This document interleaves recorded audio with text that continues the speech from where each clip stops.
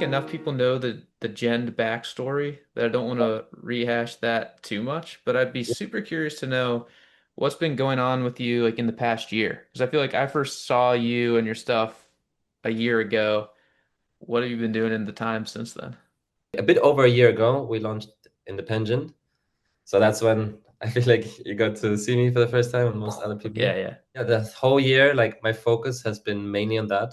Like this year, I kind of took a step back from my own music and really focused on Independent because I never expected it to go this well. Like I thought it was gonna be like a side project, like next to music and everything. And then I saw like what the matter was and like the misconceptions and like everything out there. And then I just got really into it. And me and my business partner Robin and Philip, we just had idea after idea to create more tools, and it grew to a bigger and bigger team. We started developing more tools, and with that, around 6 7 months ago, I got to meet Tal, who's now the developer and co-founder of Intelligent, the software that's kind of the next evolution of Independent.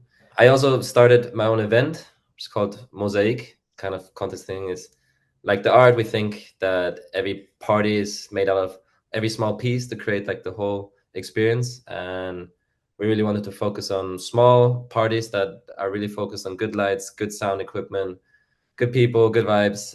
And so we did that once a month in a different city, starting in October. We started in Barcelona, and then we did Marrakesh, Buenos Aires, Rio, London, Albania, LA, and New York.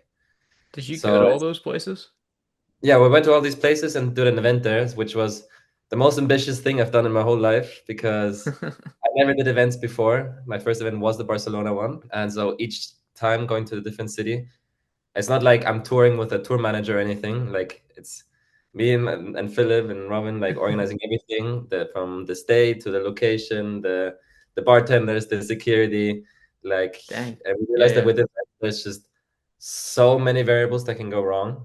Like one time the bouncer was kind of an asshole and wouldn't let half of my friends in. And the other time the owner told us on the day that he's only gonna put us at 20% volume because he got a noise complaint the other day.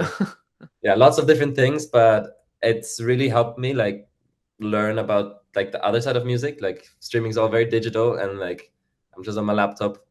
And then with the events, it's very much organizing with people, and it's like a real life experience, which I've really enjoyed getting into. And so that's really been my focus in the last year. Are those I've two really separate things? Like, is the Mosaic a separate thing from Independent, or are they all under one? I mean, it's for me, this is all one thing. It's my world, right? It's just like my music and the music marketing and helping other artists, and then events is another thing. But they are separate things, right? One thing is Okay. really Independent and Intelligent. I think they go in the same bucket, while Mosaic goes more into the bucket of Gent and my music. And Nice, man. That's a ton of stuff in the last year. I feel like that's more than I've done in the last 5 years. So I mean, congrats. it's definitely more than I've ever done in my whole life, and it's almost been too much with everything traveling. It was really exhausting, and but I learned a lot, and I feel like experienced a lot. And now like we've really like developed systems in Independent and Intelligent and stuff, like both for artists but also internally for us. Yeah, now we're really confident to just like build on that and like build on our community and make things cooler and better for independent artists. Yeah. Walk me through where Independent.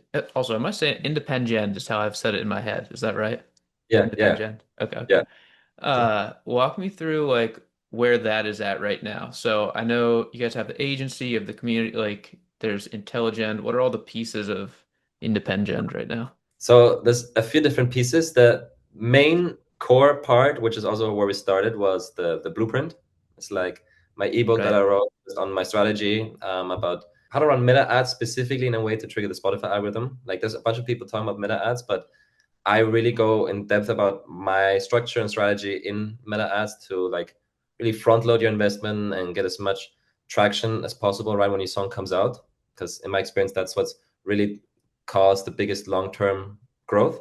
But it also goes into releasing consistently and creating your own playlists that you can grow and then either promote your, like both promote your music and be a curator where you can start earning money and basically develop a system and cycle for you to slowly but surely start seeing some returns in your music and kind of are able to keep the ball rolling and keep promoting yourself without burning out either on TikTok or without running out of money. So that's the blueprint, and that developed into various different tools like the productivity planner, which is basically the addition to the blueprint, which is meant to keep artists accountable, because one thing is reading the knowledge and stuff, and the But other putting thing it is into actually practice. action Yeah. on it. Exactly. And so that was that. We also now have independent sounds, which are our sample packs.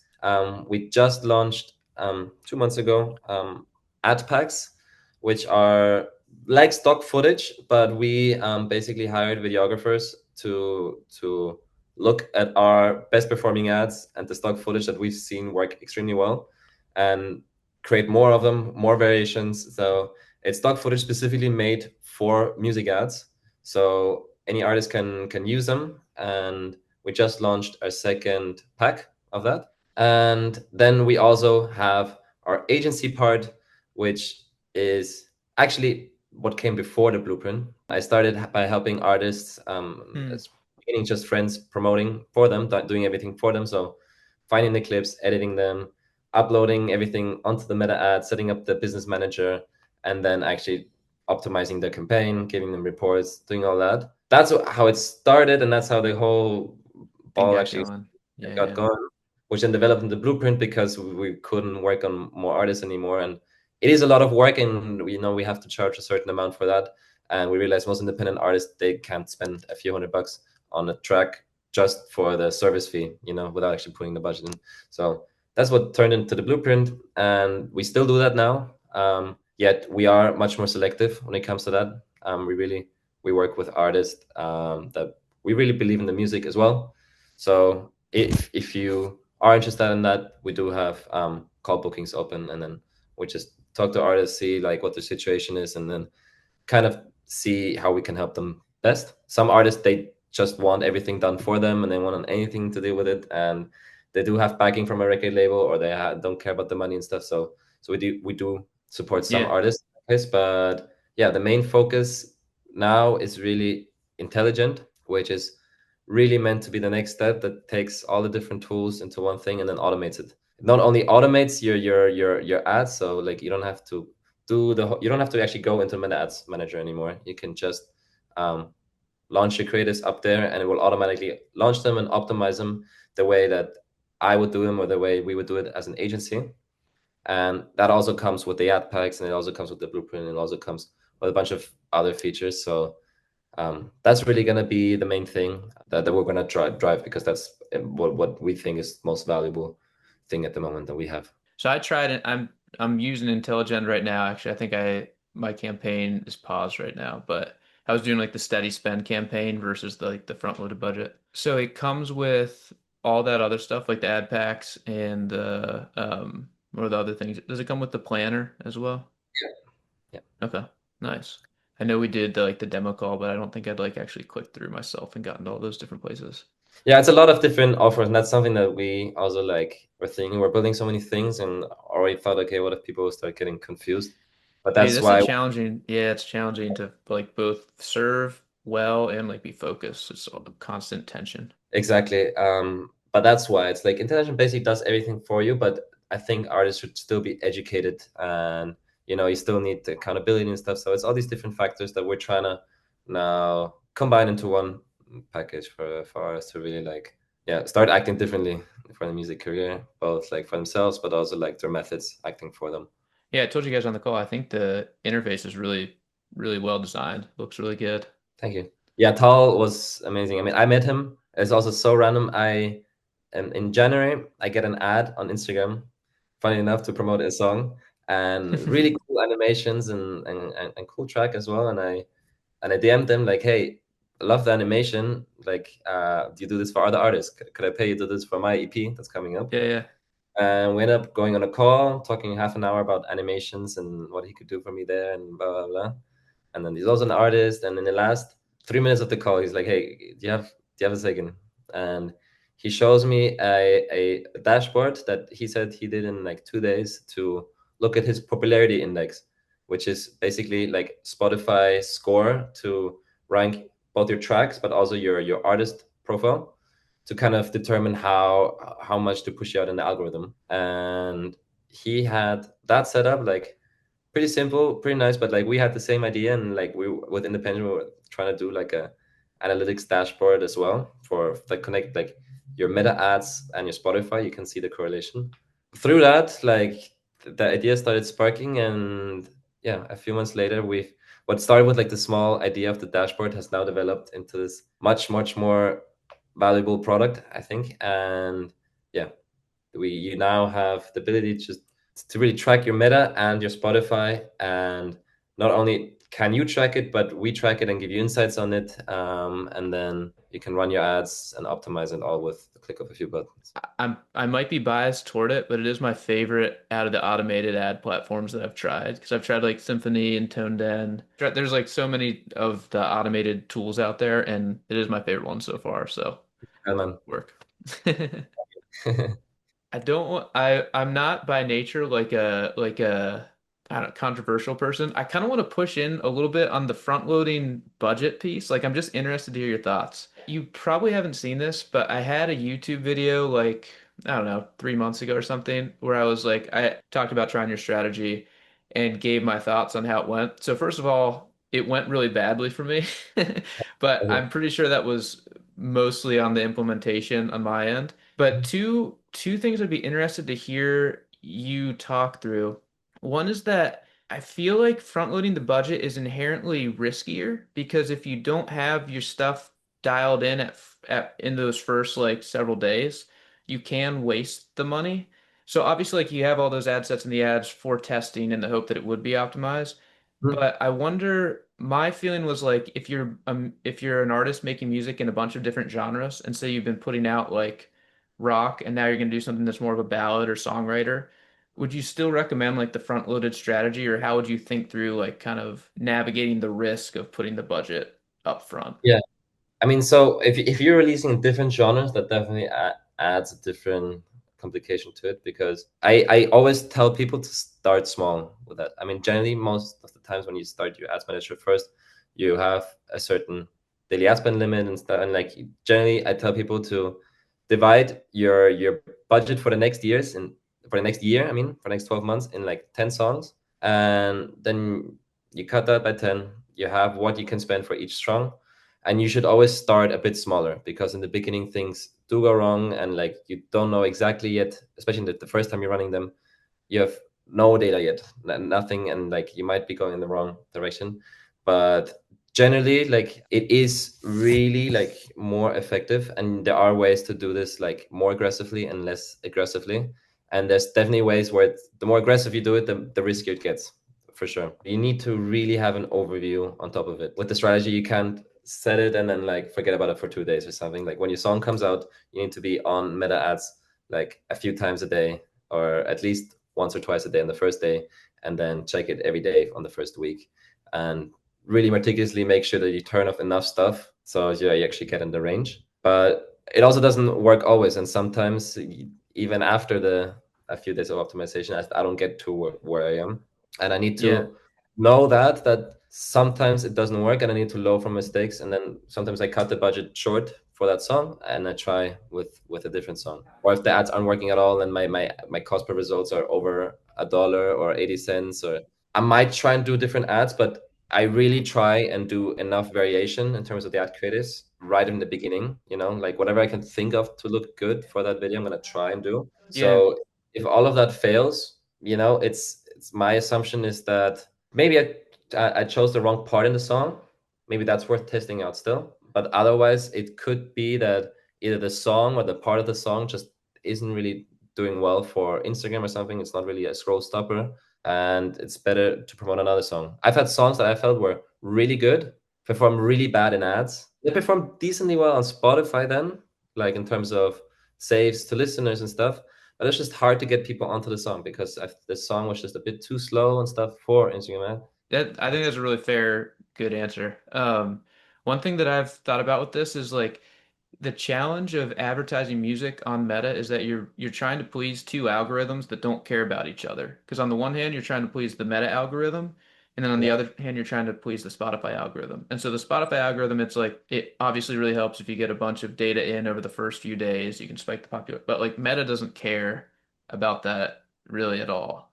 yeah. So you're trying to like find some overlap between these two systems where you're getting the best of both worlds, and it's just kind of a That's yeah. exactly the thing. That's exactly the thing. For that exact reason, like on Meta, I test a bunch of different ad creatives for each release. And then that basically, first of all, feeds the Spotify algorithm. Like if done right, that's I think the best way or the best data you can feed the Spotify algorithm is putting people directly from Instagram ads onto your song. So people open Mhm. Spotify app, go on your song, they already like it. In most cases, if they come from an ad, they're gonna save it, they're gonna add it to their playlist, and in there they're probably gonna listen to more of it, and then they're more likely to, I think, share with a friend if they're like, I found this from an ad or I found this on Instagram, blah, blah, blah, than if you get a stream that's from a playlist. So if you have to playlist promotion, for example, sure you get a stream, but in most cases it's passive stream. So Yeah. people skip it, they don't really save your song as much.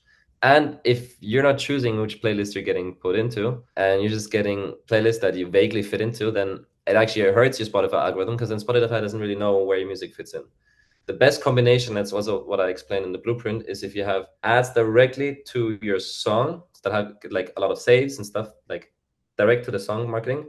And then once you have enough songs in your catalog, you can start creating your own playlist. And if it's your own playlist, you can really put songs that fit, like where you know your fans and yourself would listen to these artists, like after listening to your own tracks. And if you promote that and have listeners there, you're basically showing Spotify, hey, today there were 1,000 people who listened to my track, and this person's track, and this person's track, and my track. And the combination of both those things is what really drives Spotify. Okay, this song is performing well, and I know as Spotify which listener would actually enjoy it. And those are the things that really can drive it to like promote it for you with the algorithm. And if that doesn't work and the song doesn't perform well and people don't save it because I don't know, the ad is misleading or the song isn't that good or whatever, that's why I release consistently.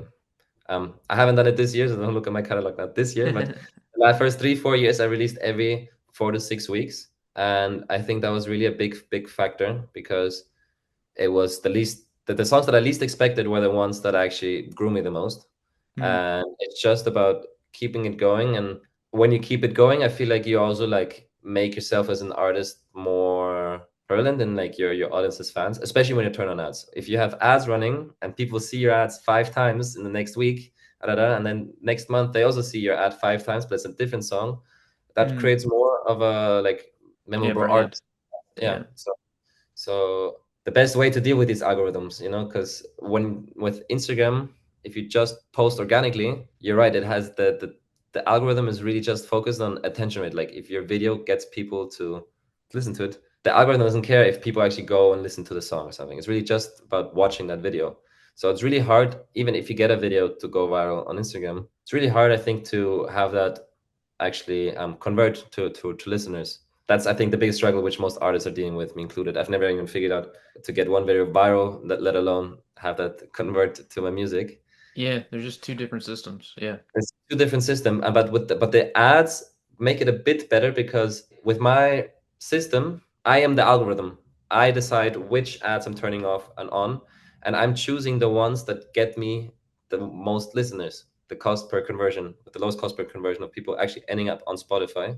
I'm basically doing the algorithmic decision to only keep these ads running and then have the best ad. And if that's the best I got for my song, then that's it. And then how good the people react to that song on Spotify, that's kind of out of my hand after that. Yeah. Um, How do you think about making good ads? Like over years of testing, what do you think makes a good ad? Simple is usually better. So high production is not that good. Even like having too much faces and stuff doesn't really help so much. What works, especially on Instagram, is aesthetic stuff. So an aesthetic drone shot, the slow motion or a sunset video or anything that fits to your song that's both eye-catching but not overwhelming and doesn't really like make you want to skip. Like something pleasant. That's really what I've seen has worked the best. You If said in the early stages you just try a bunch of different things. Like, do you have any sort of system for coming up with different ideas, or do you just like every time you have Mm, enough experience now that it comes pretty naturally? I mean, I always just kind of brainstormed, like listen to the song and thought of some keywords. Same with creating a cover art, right? You listen to your song, and you're like, what does it remind me of? Is this more like a beach song or is this more a nighttime song? Is it like wintry, blah, blah, blah? And then with that, you can think of colors and think of stuff like that. I also go on Pinterest and I look for inspiration in terms of the videos. I see what's out there on Pixels, which is the free stock footage thing, see if I can find anything that I find fits the song. I'll just listen to the song and scroll through. And if I see something that I find fitting, then I'll save it. I'll do the same with my camera roll. I mean, now after years of doing this, I'm more conscious now, traveling and filming. If I'm in a cool location, I'm like, ah, this could be a good ad.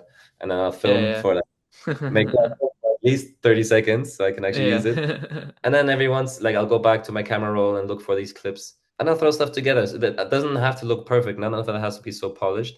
I'll try and have one nice video that I'm actually gonna post on my Instagram feed, but the rest I'm pretty much just trying out, and I'll test out anything that I can find that I'm happy to post. Yeah, without going too much. Like I recommend people to do between 8 and 15 different creatives for most budgets. If you have a budget over $1,000, then you might be thinking about doing more than 15. I personally do between 20 and 30 creatives for my release, but I also work with like 2, 3,000 euro budgets now. I did read through the blueprint, but I forget all the details. Say you're doing 15 creatives, three parts of the song, five videos each, or like, do you have Yeah, any like ways yeah, break yeah. that up? I don't have it written up, broken up, but we actually in within Intelligent, it's actually exactly like that. Depending on my budget, it's gonna tell me how many creatives we would recommend and how many campaigns would. That's cool. So for $1,000 budget, it would be 10 creatives with 5 campaigns. But if you say, okay, we're gonna continue now, and we actually have 15, so it's gonna show you Yeah, a minimum and a maximum of like how much we have. And like if you yeah, would low, would tell you to like, hey, maybe you need less budget, and if you have higher, then maybe you should try out a higher budget because it doesn't really have a balanced thing between ad sets and campaigns. yeah. One more tactical question on ads. How are you dealing with like the decline in importance of interest targets? So we're constantly updating Intelligent and everything in our strategy. And now, depending on your budget, but once you have a budget over a few $100, we're automatically gonna put one campaign in there that has no interest at all. Because often we've seen now that it does work really, really well, but we haven't seen it work well consistently enough where we just do everything no interest now. Like in most cases, putting in the interest that is genre or artist targeted, mainly genre, usually works still better than having no interest. But since there's a chance that they work pretty well, we usually throw in one of those campaigns as well. So you have 6 campaigns, 4 of them are genres, one is an artist like interest, and then one of them will be no interest. Yeah, as they remove it more and more, and they're gonna automate more things, like we're gonna adapt to it. But like I think either way, it's never gonna be one button, one setting, and that's it. There's always gonna be testing. There's always gonna be um, different ways to target people. If it's through the creative or through the interest targeting in the backend or the audience, I think there's always going to be a way to optimize it. And right now, we're also still far away where you could say like having no interest and Advantage Plus and blah blah blah, and just keeping all the recommendations on gives you a better result. Especially for music, since it's a very different approach in business than most other, right? Because Meta Ads is created for all kinds of businesses, for people to promote their insurance, their cars, their everything. And music, we're trying to get people to listen to music, which is free, right? So I think it works a little different for first musicians, and right now it still works. But any update there is, and we also have discussions in our community, depending, like we talk about these things, and as soon as we figure out better ways to do things, we're going to implement it, update the blueprint, and also update the intelligent algorithm. Yeah, a cool thing about having a community and like in Intelligent as a platform is that you'll be able to collect a lot of data to inform like what are we seeing working. So it's even easier to get optimized than if you're just doing things yourself in a bubble. Exactly. No, it's really cool because it's like a feedback loop, and we can ask people, "Hey, have you seen the same results?" It's really cool to see from artists in different genres, from different worlds with different budgets, giving their experience.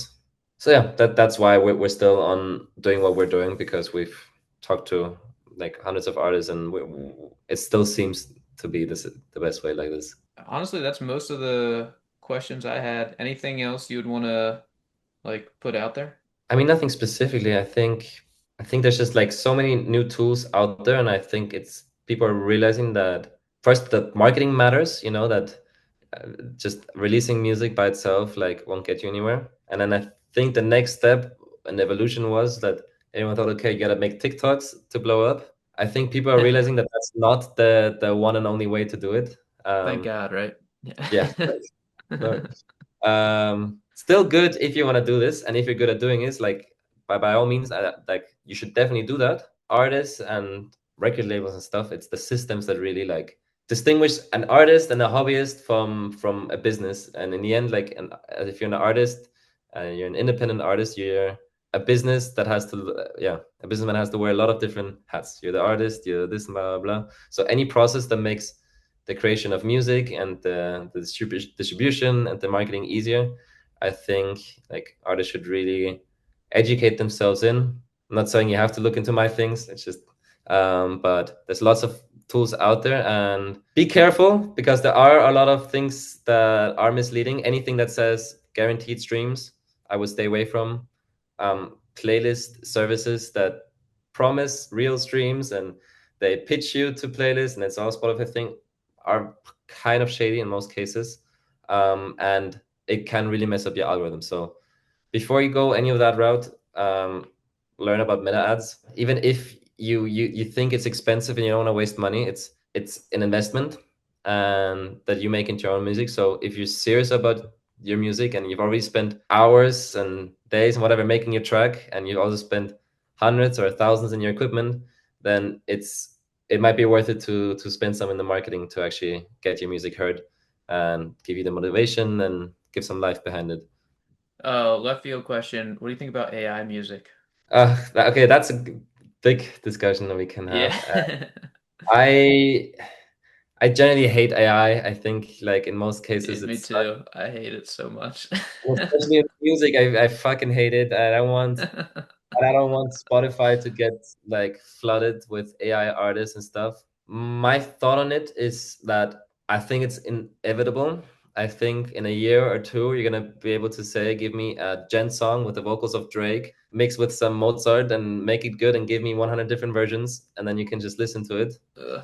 Yeah, I'm afraid that's gonna be the case, but even more important is that human connection and is the marketing. So I think already now there's a surplus of music, right? That nobody's saying, oh, there's not enough music out there, right?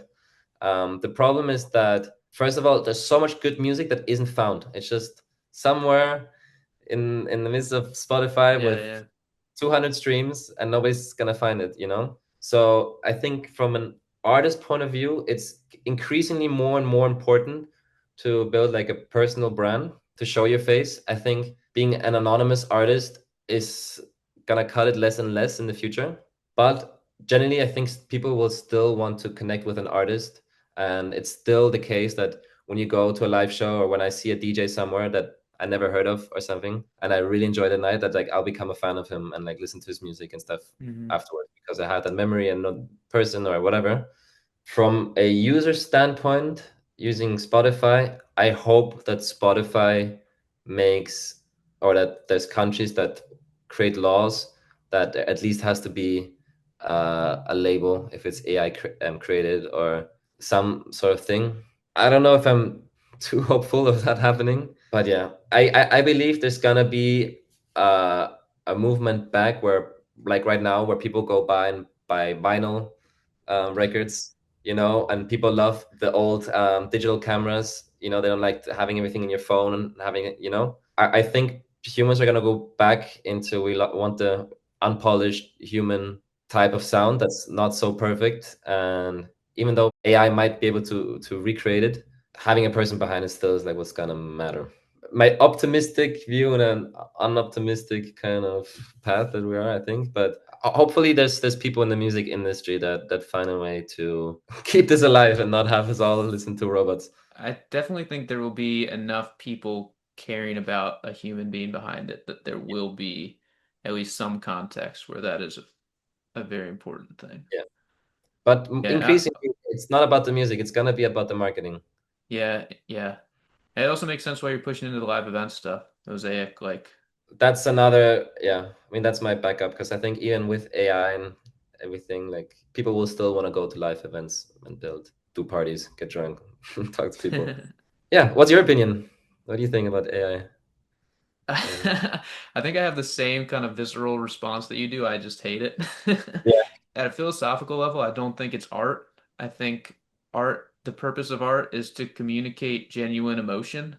And yeah, so if the thing behind whatever the artifact is didn't have the emotion, then I don't think that it is art. I agree. Uh, there's so many, I wrote about this for my newsletter like a few weeks ago, and I got a ton of people responding with different opinions. There are some people who are just like you say the word AI and they just have this like ugh, like I just like that's kind of how I feel. Yeah. There are a ton of people who I think there's an overwhelming feeling like oh this is just inevitable, like this is just going to happen, and so you just have to figure out a way to be on board with it. I Mhm. don't, so I do think it's probably going to happen, but I kind of don't like just that fatalism. You actually do get to choose how you interact with it. Anyway, so that's a something to think about. And then Mhm. there's so many people who have like, oh, what about this use case? So like a guy responded, it's like I wrote a musical. There are 23 songs in the musical. I needed female vocals for some demos for the song, so like I had AI do the vocals, or like I get for our agency, I get a ton of submissions now where it's like, I'm the lyricist. I wrote all the lyrics, but I just had AI make the song. Or like, I got stuck at on the bridge of this song. I have this sweet song, but I like can't figure out a cool bridge, so I just had like AI make the bridge. It's like I think that there is some good in those things. Like it can be used in some cases to help with something clearly, but I think the art suffers for that in the bigger picture because I think the best art is like the what I said in the newsletter is like the songs that you like the best came out of the specific like limited context that they were made in. So like Freddie Mercury, Queen, it's like his singing voice is like he couldn't write like he had to write Queen songs, Or like Leonard Cohen, Hallelujah, can't sing at all, like the song Hallelujah. If he could sing, he wouldn't write Hallelujah, like if he had like unlimited vocal range. So it's Mhm. like I think that there's something to limits being integral to art that AI just like For gets sure. rid of. And Yeah. then also just the process of making the thing is how the thing is made. So it's like sometimes you'll be working on a riff and you'll kind of like you'll play a wrong note on the guitar, but then you'll be like, actually I that was sounded just, kind of yeah, sick. it's in most cases the mistakes that actually like make something like Right. magic. Yeah. Yeah. So anyway, I hate it. Yeah, me too. Me too. I mean, my long-term vision, my goal, I'm a musician and I want to stay in the music industry, like as a musician, but also like as an entrepreneur, whatever you want to call me in terms of that. Like I in a long-term vision, if nobody does it, I would love to figure out a way, even if it's like a platform just like strictly doesn't allow AI or something that's just like somehow has that and brings that back. I would love to do that. Or just kind of support. I think what all of our opinions is that just like fuck AI music. Like it's okay to have something. I think it's there's a lot of gray areas, as you said. Like if you, what if you just do a tiny little part here and there? Like one part of me thinks like that's not so much different than me using Splice, right? Hmm. And using a Right. little guitar riff that I didn't make. But when it comes to creating a whole song and then sure I'm the lyricist, but are you or did you just ChatGPT the lyrics and then the music and stuff and like I agree with you that sure you might be talented in telling the computer like what music to make, but that's not making music and that's not really art, I think. And I think people will appreciate it more. I think people will appreciate it if you have a video to back it up that you actually played it or sing it or sing it, I think. I think that's gonna have more value to it. At least that's what I hope. Yeah. Fingers crossed. Yeah. Yes. Where Okay. can people find you? Like, how can people work with you guys and get involved? For sure. So you can find us on the Independent. You can get the blueprint and our agency and our office there. Or if you want to check out the software, Intelligent, it's just intelligent.com. like Intelligent with a G, but Gent like my name. I'll put it in the description too. Yes, Yeah. and yeah, you can use the. I'll give you a discount code to put in the description, so your users can get a lifetime discount there. Thanks, Nico. It's good to chat with you. It's been cool Yeah, it was seeing great. you. Like I said on the call the other day, it's been cool seeing the journey over the last year. Appreciate seeing that. Good luck in Take care. Barcelona. Great day. See you, man. See you, man. Ciao.